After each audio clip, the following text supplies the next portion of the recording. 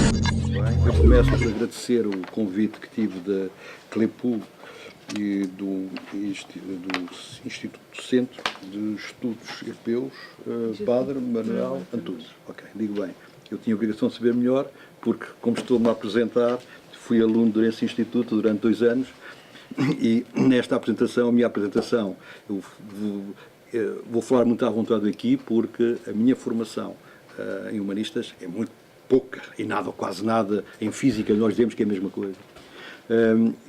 Portanto, eu sou licenciado em Engenharia Química pelo Técnico, já lá vão uns aninhos, e tive ao longo da minha vida um domínio de trabalhos na área do petróleo, em Portugal e no estrangeiro, porque, como sabem, em Portugal, petróleo temos refinarias, na parte de refinação, e aí eu trabalhei nas refinarias, e na parte de exploração e produção. Até agora não temos tido essa sorte de encontrar petróleo, e então eu tenho trabalhado lá fora durante, não períodos contínuos da minha vida, mas descontínuos durante mais de 20 anos.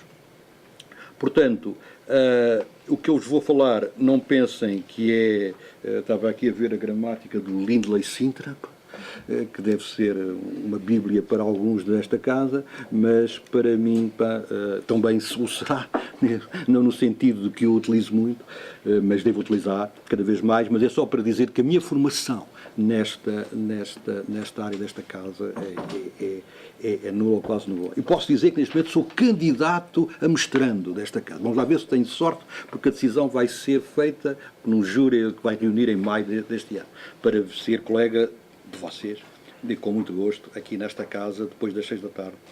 Portanto, o que é que eu vou dizer? Quando fizeram este convite, eu tentei ver o que era a organização para que fui convidado, e na pesquisa que fiz, eu descobri uma situação que foi esta. Descobri um artigo ou uma sessão, não é? Emendar-me-á da melhor maneira, a Cristina, um seminário do João Carreteiro sobre a nova era de Esparta.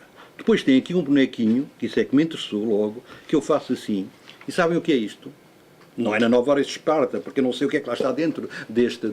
Isto é uma torre de exploração de petróleo bruto. Portanto, eu disse, está bem, por isso é que me convidaram para falar em petróleo, não é? Um centro que já tem aqui alguma certa ligação, não é? Portanto, eu não sei se conseguem ver com o rato, quando virem uma estrutura destas, que tem acima a torre destas, isto é uma estrutura de perfuração. Eu vou tentar, ao máximo, peço desculpa se digo alguma palavra em inglês, agora digo, chama-se drilling, e, portanto, isto é perfuração que os tubos, pipelines, não sei dizer, os tubos e as tubagens que vão ser enterrados depois da água, até lá ao fundo, já vou explicar a seguir, são colocados lá em cima e vêm para aqui abaixo. Portanto, a linguagem que eu vou exprimir é esta. Não sei se estou a chocar alguém ou não, mas nos poucos estudos que eu fiz, são capazes de conhecer melhor que eu Bronowski, Jacob Bronowski. E eu lembro que ele disse-me, que, enfim, escreveu, para mim, é mais conhecido pelo lado do Carl Sagan, porque ele fazia, em 73, uma série na BBC, que o Carl Sagan gostava muito. Era a Ascensão do Homem, traduzindo à letra. Ele disse uma vez que a ciência é uma descrição do mundo. Um romancista também descreve o mundo. Ou melhor, é uma linguagem para descrever o mundo. Portanto, estou mais à vontade ainda, porque estou a minha linguagem não vai ferir ninguém, e vou tentar ser pouco técnico nela, porque vão ver que isto é fácil, muito fácil. As pessoas, às vezes, e agora vamos ver, tinha que começar por alguma coisa, já que depois vou explicar, isto é do Pessoa, no heterónimo Álvaro de Campos, o binómio Newton é tão belo como a Vênus de Milo, o que há pouca gente para dar por isso. E é curioso porque o Vasco Graça dos Santos, tem uma coletânea de poesia portuguesa, o binómio de Newton é tão belo como a Vênus de Milo. Enfim, está a ser comemorado agora. O mundo é assim, todo intrincado entre estas duas culturas, se é que se pode chamar assim, humanistas e científicas. Eu trabalhei com o Vasco Graça de Moura, ou portanto, a minha empresa trabalhou, sabem aqui, em engenharia. O Vasco Graça de Moura foi o responsável, como comissário, pela Exposição Universal em Sevilha de 88 a 92. Foi em 92 a inauguração. Portanto, começou a trabalhar. E nessa altura, o Vasco Graça de Moura analisava projetos de engenharia, despachava, porque ele é que era o dono do dinheiro, passa a expressão, não é? E, portanto, estão a ver que enfim. Mas vamos então falar sobre o petróleo, depois desta pequena introdução. Veja lá o meu tempo. Okay. O petróleo, etimologicamente, óleo da pedra, está lá embaixo, é um produto mineral.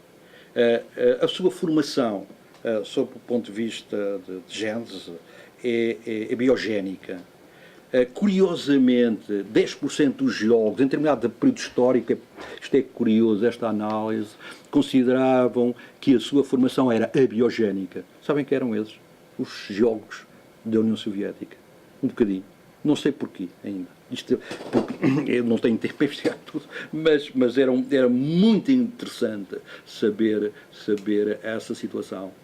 Eu estava um bocadinho a falar com o professor, já tenho alguma experiência na vida de ter estes anos todos, e aqui nesta área, mesmo antes do 25 de Abril, havia algumas pessoas, alguns estudantes ligados ao maoísmo. Havia livros do Mao, naquela altura que eu perdi, de Química e de Física, traduzidos em português, em que a Química e a Física era politizada, entre aspas, faz favor.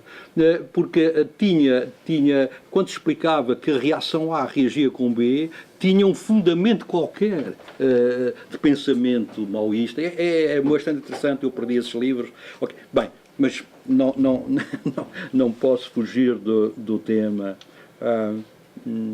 O petróleo também é habitual dizer-se assim, é muito conhecido, atenção. Por exemplo, nestas conferências, não vou chamar aqui conferência, mas nestas intervenções, é habitual citar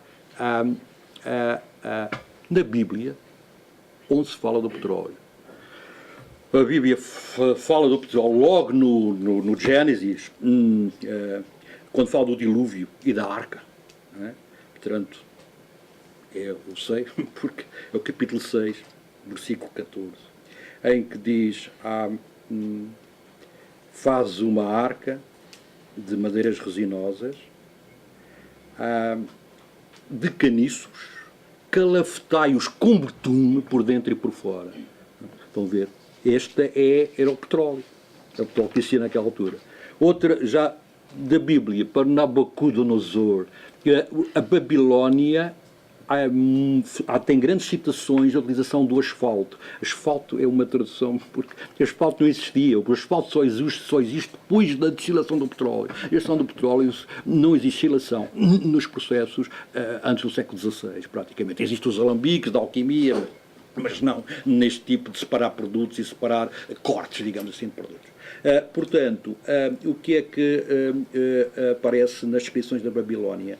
Que o asfalto era utilizado como um elemento de construção, com tijolos misturados, ou para fazer os jardins suspensos, ou para fazer a terceira muralha para defender a cidade, mas não seria asfalto, seria petróleo, porque nestas zonas do globo existe petróleo, ou existiria, agora já está explorado, à superfície. Há certos sítios, como no Canadá, em que temos areias bituminosas, que também acontece isso, não é? Outra área que seria interessante investigar é as religiões do fogo. Onde existem religiões do fogo, se escolhermos o mapa mundo e marcarmos as regiões do fogo, eu não fiz isto, mas penso que não tenho tempo para fazer isto tudo, as regiões do fogo aparecem onde existia petróleo. Porque o petróleo, naquelas alturas, tinha uma autoignição, porque estava muito à superfície. Outro exemplo, o senhor Calouste Gulbenkian, que nós conhecemos porque, enfim, acabou por viver os últimos anos no nosso país. O senhor Gulbenkian, quando chegou ao Médio Oriente, ele chegou para a altura de 1900. Ele dizia que quando chegou lá, o petróleo era utilizado para eliminação, como começou também no fim do século XIX nos Estados Unidos, não é? Porque era o queroseno, que é o petróleo eliminante, e com medicamentos, porque as pessoas besuntavam-se com o petróleo, que quimicamente tem centenas de compostos químicos, e algum havia de fazer bem à pele. Não é? Era isto que acontecia quando ele chegou lá. Bem, mas portanto, depois deste, não podemos perder tempo, isto era o que eu queria começar a mostrar, já que estamos a falar em Gênese. Este é uma, enfim, podia-se chamar-se é claro que é uma composição geológica, e agora feita naturalmente com muitos computadores. Estes computadores dos meus colegas geólogos, que eu não sou, são enormes, têm uma capacidade de memória espantosa. Isto poderia ser uma fotografia tirada do espaço 123, 113 milhões de anos atrás. Isto é o Aptiano, não sei se alguém tem informação nesta. O Aptiano é uma subidade do Cretáceo, e o Cretáceo antes do Jurássico. Portanto, lembram-se do Jurássico, do Parque Jurássico, dos populares dinossauros. Não é? Portanto, este esquema, digamos assim, é um esquema tão antigo, podia estar aqui ao nosso lado, sei lá, o Dom João II, o Aristóteles, o Platão, porque em relação a esta idade, eles são contemporâneos nossos. Não é? Portanto, o que é que eu queria dizer? E não me vejam a mim como um criador de mitos, não é? Mas é a mensagem que eu queria transmitir. Portugal está formado nesta altura, é o centro do mundo. Isto não foi feito por portugueses, esta fotografia. Atenção. Eu tenho-a porque a empresa onde eu trabalho, e não estou aqui a falar com esse capacete ou com esse boné, tem 10% de acesso a esta informação. E, portanto, aqui, reparem, é o Brasil que fala português, aqui Angola, antes do soberbo mapa cor-de-rosa que nos parou, chega a Moçambique. Portanto, esta faixa toda aqui vai falar português. Depois, esta situação aqui, que está com esta marca amarela, é a separação que aconteceu ao longo de milhões de anos entre os dois continentes, e esta separação é uma separação que fala aqui em bacia, lacustre, de águas não muito profundas, e estes carbonados. Portanto, enfim, não vou entrar em detalhes, mas com a solução biogénica que existe do petróleo, isto é um lago interior, no fundo, um lago gigante. E é nas águas que se deposita o plâncton, que é aquelas substâncias que nós dizemos nas nossas escolas que alimentam os peixinhos, não é? Portanto, que são matérias orgânicas que estão em suspensão. Se pensarem que num ano se deposita 0,1 milímetros, 0,1 milímetros, tem noção do que é? 1 milímetro? Não consigo fazer nos dedos. 0,1 é um décimo. Se deposita por ano, dei-me esse benefício de pensar 0,1 milímetros por ano, ao fim de 10 milhões de anos, é 1 quilómetro de massa orgânica. Portanto, aqui estou a falar em 123 milhões de anos. Portanto, são quilómetros. Portanto, se houver portanto, o que é que estamos... Quais são quilómetros de quê? Naturalmente, de bocadinhos dos populares dinossauros do Jurássico. E da flora, que também existia na altura. Não é? E, portanto, agora... nas formações geológicas, estas massas orgânicas que se depositam ao longo de milhões de anos não ficam em lençóis, nem em piscinas, não. Ficam impregnadas em rochas. Portanto, a rocha, tem que haver uma rocha que faça de armadilha para elas. E essas rochas têm que ter duas propriedades: permeabilidade e porosidade. Se não têm, fecha-se o poço, agora falando em termos económicos, de produção, e já não é preciso explorar. Portanto, o que é que aconteceu? Aconteceu que se descobriu que nesta hipótese podia haver com grandes probabilidades, haver hidrocarbonetos, que são os compostos químicos que se formam por decomposição dessa matéria orgânica, formados quimicamente por hidrogênio e carbono, só, como sabem.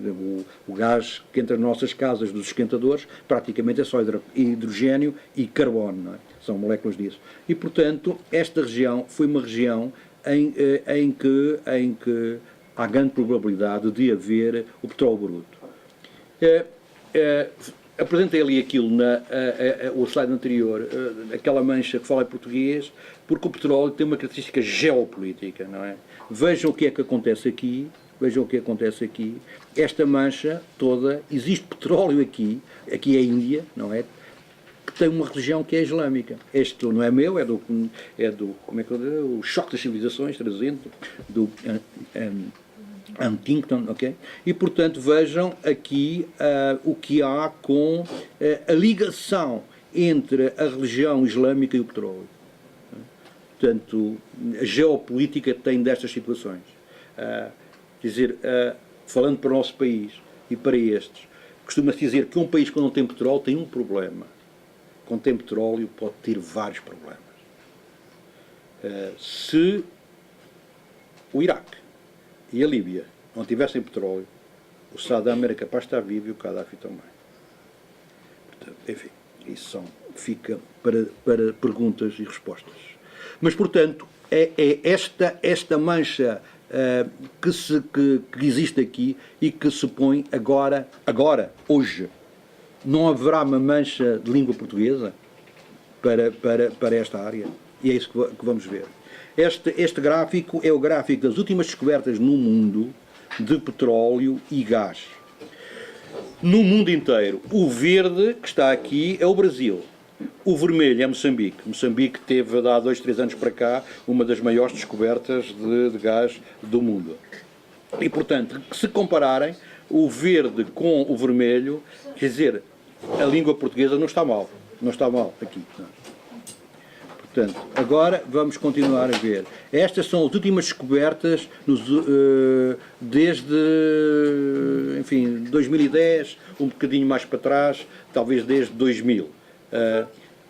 As últimas descobertas no mundo de óleo e gás. Temos aqui o Brasil, temos aqui Moçambique e temos aqui o Irão. Depois há estes bocadinhos que aparecem sem petróleo bruto, aqui é a Noruega, aparecem sem petróleo bruto, mas estão a ver a relatividade destas descobertas entre países que têm expressão de língua portuguesa. Esta é uma situação que existe e que é característica também destas descobertas, daí eu ter mostrado aquela imagem do Optiano, que é cada vez se vai prospectar e descobrir e explorar petróleo a águas cada vez mais profundas, não é? Reparem, a partir daqui estamos 1645 metros, este é no Brasil, a 1700, este é em 2000, é no Brasil também, este é 2604, é também no Brasil. Portanto, o Oceano Atlântico Sul está a ser o polo de desenvolvimento de petróleo no mundo. Falta aqui uma situação que está atrás desta, que é o Golfo do México. Sabem, por exemplo, todos sabemos, infelizmente, daquele acidente que houve com o Macondo. No Golfo do México, as empresas que lá estão, também são algumas americanas, mas não há muito, quanto a mim, não há muito interesse dos Estados Unidos da América em desenvolver águas profundas. Daí que temos alguma janela aberta de oportunidade para os países e para, aproveitando a língua.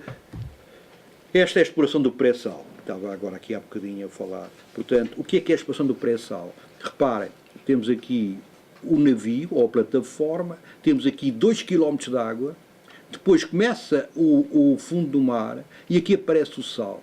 Como eu estava a dizer há bocadinho, quando alguns talvez estivessem a entrar, antigamente parava-se a exploração aqui. Porquê? Porque o sal é opaco a todos os indícios de sinais eletromagnéticos que se fazem durante a fase de pesquisa. O sal é opaco. Não é? Mas no Brasil, com a Galp, desde o princípio, nós optámos por tentar saber o que é que se passava cá para baixo. Isto é um desafio enorme para o homem, porque é como trabalhar às cegas, não é? Quer dizer, já foi dito, eu já referi por alguém importante na empresa onde eu trabalho, que a descobrir e explorar e produzir petróleo bruto abaixo do sal, portanto, no chamado pré-sal, é o mesmo, para o homem, é o mesmo desafio que pôr um homem na Lua. Porque ninguém sabe o que é que está. Não é? Quer dizer, as empresas que fazem esta atividade, que se chama perfuração, partem as brocas, por exemplo, aqui muitas vezes, porque não veem, não conseguem ver, não há instrumentação que vá lá abaixo e diga o que é que se lá está, uma pequena câmara, não é? Que às vezes também há, não é? Nas tubagens que se metem lá embaixo. Não se consegue ver e é trabalhar um bocado nas escuras. Felizmente, temos tido algum sucesso. Agora, queria apresentar isto é de animação, mas pode ficar com o som? O que é que acha? Tira o som ou não? Portanto, isto é uma exploração, vou explicando, isto é uma exploração no fundo do mar, que é uma tecnologia que se está a utilizar, e depois eu vou dizer aonde. Isto é de animação e podia fazer isto mas agora a animação e o real é quase a mesma coisa, não é? Mas assim parece que é mais evidente para vos mostrar. Portanto, estamos a afundar esta unidade processual e que vai lá para baixo, para 2.000 metros de profundidade. Ainda não vão. Esta ainda não vai. Mas já vai a 1.000, 1.100. 2.000 ainda não. Porque em 2000 sabem qual é a pressão que têm estas carapaças ou estas placas? São 200 vezes a atmosfera.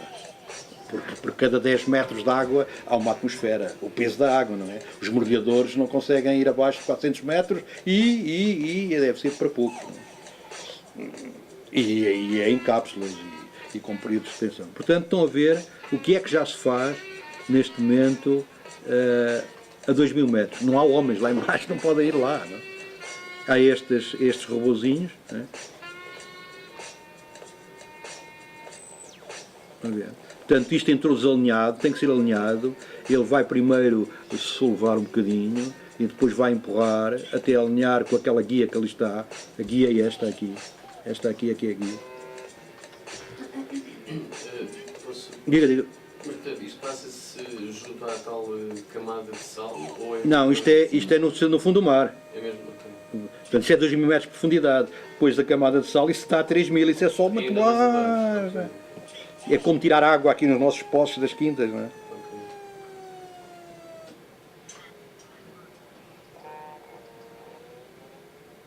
Portanto, é animado, é claro, mas isto não é ficção científica. Isto existe, não é?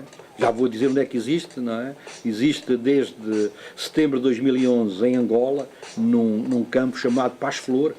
Este é Dália também, já é posterior, e existe no Brasil desde dezembro de 2011 num campo chamado Campos. Mas, enfim, é 2.000 metros de profundidade, não é? Portanto, enfim, já que estamos num grupo ligado à língua portuguesa, é muito engraçado ver porque isto, a língua ainda é o inglês, não é? É dizer, ver os ingleses a dizer Paz Flor, em inglês, quer dizer, é uma vingança de alguns 30 anos que eu tive a andar a falar português, inglês, sendo português, a falar inglês para eles.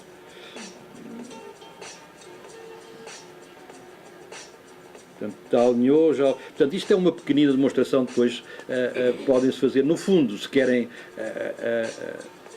falar e tomar isto em termos de explicação mais não correta cientificamente, mas mais compreensiva para nós do dia a dia, é montar as fábricas lá embaixo. Em vez de fábricas cá em cima, nas plataformas, fábricas lá embaixo. Portanto, estão a ver, aqui, se é a 2.000 metros, temos 200 kg por cima. E materiais a suportarem 200 vezes a atmosfera. 200 kg é 200 kg por centímetro quadrado. Portanto, 200 vezes a atmosfera. E no interior, portanto, estes são locais onde vão adaptar-se as tubagens que vêm do poço, no tal seabed, não pode ser, no fundo do mar, que têm que se adaptar. A pressão que está dentro desses tubos de petróleo é 800 vezes a atmosfera. Por isso é que, lembram-se naquelas explorações, agora nos filmes, não é? Naquelas explorações, o Gigante, com o James Dean, em que há explosões de petróleo bruto e que as pessoas estão todas muito felizes a esfregarem-se, porque aquilo é dinheiro, não é? Com petróleo bruto, porquê? Porque a pressão é enorme, não é? Isso é a exploração convencional, que há 3 anos mudou nos Estados Unidos, mas isso toda uma... Depois quiserem perguntar, pergunto. Porque senão... Bem, é para demonstrar aquilo que eu tinha referido. Moçambique, que teve esta no Rovuma, ou encostado à Tanzânia, teve uma das maiores descobertas de gás de sempre. Não comparado, enfim, tirando a Arábia Saudita e o Irão, mas nos tempos modernos nós não sabemos ainda onde é que acaba esta descoberta, não é? Em Moçambique. Portanto, se isto e as esperanças são muito boas, em 2018 Moçambique, em gás liquefeito, não é gás, o gás natural pode estar no estado líquido e é transportado em navios, aqueles navios que têm umas bolas, não é? Que são os metaneiros, ou transportado em pipeline, que é, por exemplo, o pipeline que vem da Rússia para a Europa, não é? Portanto, essas duas maneiras. Agora, transportando em navios, porque é isso que se pretende fazer em Moçambique. Moçambique não tem consumo, não é? Praticamente é a África do Sul, mas estas reservas são muito maiores do que para 40 ou 50 ou 80 Moçambiques, não é? Mesmo num desenvolvimento enorme que ele tem. Portanto, tem que ser exportado em barco e nessa situação Moçambique ficou terceiro exportador mundial em barco, a seguir à Austrália e ao Qatar. Portanto, aqui, isto é relativamente às descobertas dos últimos anos. Isto não é feito por portugueses, isto é tudo analistas ou da Citi, ou do Wall Street em New York, ou Nakamura no Japão, etc. Portanto, nos primeiros 10 países existe o Brasil, Moçambique e 1, 2, 3, 4, 5, 6, 7, 9, 10, Angola. Portanto, nas últimas descobertas, aqui está o Irão, há bocadinho vimos aquela bola do Irão, a Noruega, também vimos aquelas bolinhas, o Iraque, Israel, que teve uma descoberta bastante boa, e é offshore, a Tanzânia, porque está encostada a Moçambique, Azerbaijão, que é enfim, Baku, que é o início da exploração de petróleo no continente europeu, admitindo que esta parte do Cáucaso ainda pertence à Europa, a Austrália, começou agora, portanto, os Estados Unidos estão para aqui, descobertas, não é? Portanto, isto é o futuro. Isto é o futuro. Portanto, vejam só mais esta, a Petrobras, se produzir em 2020 4,2 milhões de barris, para terem noção disto, a refinaria de Sines refina 224 mil barris por dia. Portugal gasta 10 milhões, 70 milhões de barris por ano para a nossa energia. 72, 73, agora está a baixar. Portanto, 72, 73 milhões. Este é 4,2 milhões por dia. Eu disse os 70 de Portugal é por ano. Não é? Estão a ver? Portanto, se conseguirem isso, o Brasil fica o 4º produtor mundial em 2020. A Petrobras ultrapassa a ExxonMobil, que é a número 1 dos Estados Unidos, não é? Se formos para estes dados. Portanto, o que eu queria agora também mostrar é isto, é que é na língua, não é? É que os contratos neste momento que são feitos, este EPC quer dizer engenharia, procurement, que quer dizer compras, e construção, diz aqui, portanto está em inglês, peço desculpa, mas diz aqui, são os contratos, são sempre em 2 línguas, português e inglês. Mas, em caso de conflito, quem manda é o português. Estão a ver? Sabem que nestes contratos EPC, quanto é que vai passar em Moçambique, isto é público, nos próximos 5 anos? 50 mil milhões de dólares. Sabem qual é o empréstimo da Troika a Portugal? 108 mil milhões de euros. Portanto, é um investimento enorme. Quer dizer, este é o que acontece noutro país de expressão portuguesa, que é o Brasil. Não é? Eles fazem todos os contratos em português e em inglês. Mas dizem aqui a versão em português deverá ser utilizada perante qualquer autoridade governamental brasileira. O que é que pensam? Pensam que um americano, um inglês, um francês, um russo, um chinês, que vai assinar um contrato destes, não obriga a ter uma pessoa de português ali ao lado? Não sei se acabei já, estou perto? Ainda pode. Ok. E, portanto, estes contratos do Brasil, em 5 anos, são 285 mil milhões de dólares. Em 5 anos. Enfim, há dúvidas, como em tudo, como é que vai acontecer recursos financeiros para estes montantes, mas estes estamos aqui a mostrar. Era essa, já talvez em conclusão, o que eu queria dizer, é que neste momento não estou aqui a fabricar mitos, mas neste momento há uma oportunidade de aproveitar esta janela da língua portuguesa e tentar criar aqui no mundo uma força. A segunda língua é o português, é em petróleo, não tenho a mesma dúvida, a ser o inglês. Há quem tenha que diga que é o chinês, tem muita força, mas a China não tem a potencialidade depois que tem aqui. O russo não tem assim uma grande tradição em ser uma língua de comércio em petróleo. A seguir ao inglês, acho que vai ser o português, neste momento. Eu posso também referir que, ao longo, esqueci de dizer, na minha apresentação, que eu tenho mais de 30 anos de experiência profissional. Ao longo destes 30 anos já vi muitas coisas e gostei sempre que o país onde eu nasci e gosto se desenvolvesse mais do que há, mas nos últimos meses vi uma empresa chegar a Portugal, isto não, as pessoas não sabem, e empregar 100 engenheiros em 3 meses. Eu nunca vi isto na minha vida. E nisto. Portanto, aliás, os meus colegas mais novinhos, engenheiros, não sei se estão mais beneficiados, se não há desemprego em engenharia. Há aqueles 3, 4% que poderá haver sempre. O meu primo não está empregado, está bem, está nos 3%. Agora, a minha equipe tem 47 engenheiros com menos de 30 anos. Alguns querem trabalhar ali por uma questão de investimento, mas não quadro diretamente esta equipa, atenção, não é? É no grupo de trabalho onde eu estou inserido. Meus serão 8 ou 10. Portanto, alguns colegas deste grupo tinham 3 empregos quando foram trabalhar comigo. Oxalá que todos os jovens tenham estas oportunidades em Portugal, que isso é que eu gosto, não é? E outra coisa, é nestas alturas que se faz o futuro, não é no alto.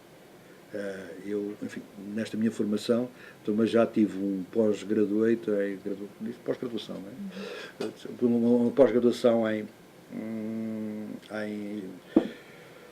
gestão estratégica e tinha uma cadeira de bolsa, jogar na bolsa. E o professor da bolsa dizia: vou-vos ensinar o que vem em todos os livros. Para jogar na bolsa, compra-se na baixa e vende-se na alta. É o que ninguém faz. Porque as pessoas querem sempre ter mais do que têm. E ele próprio dizia: eu estou farto, sou professor da bolsa, estou farto de perder dinheiro, porque eu não faço aquilo que eu vos estou a dizer. Que o homem é assim. Não é? Mas estamos num ponto baixo. É o que eu agora queria referir. Portanto, há esta hipótese de esta janela. Enfim, estou confiante. O outro país, como disse, tinha aqui numa conversa preliminar dito ao professor, que tem esta tecnologia, é a Noruega. A Noruega está-se a aproximar fortemente de nós. Não poderia dizer mais nada neste momento. Estou envolvido nisso, a curto prazo. Está-se a aproximar fortemente. Eu também, ao fim da tarde, ainda sou professor, calculo, de engenharia, e na escola onde eu dou, uma vez por ano, vêm as empresas da Noruega a recrutar pessoas. Entrevistam todos os alunos da universidade. No ISAL. Todos são entrevistados. E aqueles que eles gostam vão. Não vai a metade da faculdade, não é? Mas vão muitos, não é? E a Statoil, corresponde à Galp na Noruega, veio no outro dia, porque ela fez a despedir de mim, uma colega que começou a trabalhar em 2005, portanto é muito novinha, ela tem um bebé de 1 ano, não é? E veio buscá-la para trabalhar na Noruega. E porquê? Porquê? Porque eles chegaram à conclusão que um engenheiro português ou um engenheiro norueguês, à saída da universidade, tem a mesma formação básica para isto, porque isto ninguém sabe. Isto é novo. Isto é novo, ninguém sabe. Tem a mesma formação básica. Tem uma vantagem. Fala português. Porque estas tecnologias que eles estão a desenvolver só se aplicam em Angola, na Noruega, em Angola, Noruega 800 metros, mas as grandes oportunidades da sua aplicabilidade é em Angola e no Brasil. E aí tem que falar português. E a seguir agora Moçambique, preparem-se. Moçambique antes de 2018 não está a produzir, mas em 2018 vai ser um grande produtor. Aliás, e esta questão com os vistos de Moçambique está algo relacionada com isso, porque estavam a entrar 10 mil portugueses para Moçambique por mês. Portanto, enfim, porque Moçambique tem não sei qual a taxa de crescimento, mas é comparável da China, naturalmente, hoje. Eu estive lá 2 meses, de facto, posso confirmar que restaurantes são pessoas, em todos os restaurantes, e muitos, são 3 vezes que as mesas são utilizadas numa refeição. Aqui, ao jantar, os restaurantes fecham. Portanto, era isto que eu queria transmitir, eu poderia falar mais, mas naturalmente é melhor passarmos às perguntas se houver.